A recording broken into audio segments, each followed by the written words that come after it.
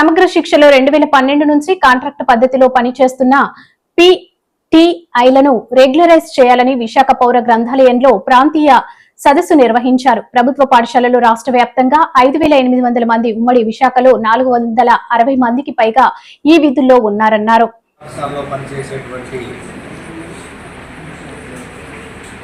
art craft PET ఇన్స్ట్రక్టర్ల యొక్క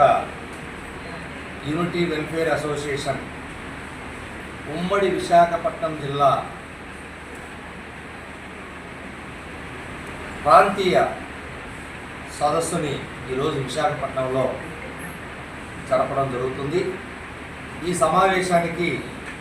ఉమ్మడి విశాఖపట్నం అంటే విశాఖపట్నం, అనకాపల్లి,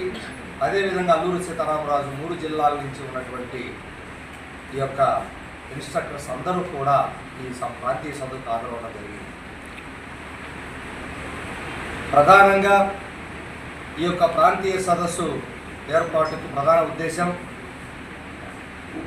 ఈ రాష్ట్రంలో ఉన్నటువంటి ఏదైతే సమగ్ర శిక్షలో పనిచేసేటువంటి స్కూళ్ళలో ఇన్స్ట్రక్టర్స్ ఉన్నారో వారందరికీ కనీస వేతనం కూడా లేకుండా వారి యొక్క శ్రమ దోపిడీ జరుగుతున్నటువంటి నేపథ్యంలో వారికి కనీసం స్కూళ్ళల్లో వారితో టీచింగ్ వర్క్ చేసుకుంటూ కూడా వాళ్ళకి పార్ట్ టైం అని చెప్పి ఈరోజు ప్రభుత్వం కనీసం సిలబస్ను కూడా అందులో చేర్చారో లేదో చెప్పలేనటువంటి పరిస్థితుల్లో ప్రభుత్వం ఈరోజు వారికి తీరని అన్యాయం జరుగుతున్నటువంటి నేపథ్యంలో ఈ ప్రాంతీయ సదస్సు ద్వారా రాష్ట్రంలో ఉన్నటువంటి ఈ యొక్క ఇన్స్ట్రక్టర్స్ అందరినీ కూడా ఐక్యంగా ఏకం చేసి ప్రభుత్వం నుండి ఏదైతే పార్ట్ టైం అనేటువంటి పదాన్ని తీసేసి ఫుల్ టైంగా పెట్టాలని, సిలబస్లో ఏదైతే ఈరోజు సిలబస్ తయారు చేస్తుందో ప్రభుత్వం స్కూళ్ళలో అన్ని తరగతులకి ఆ తరగతులకి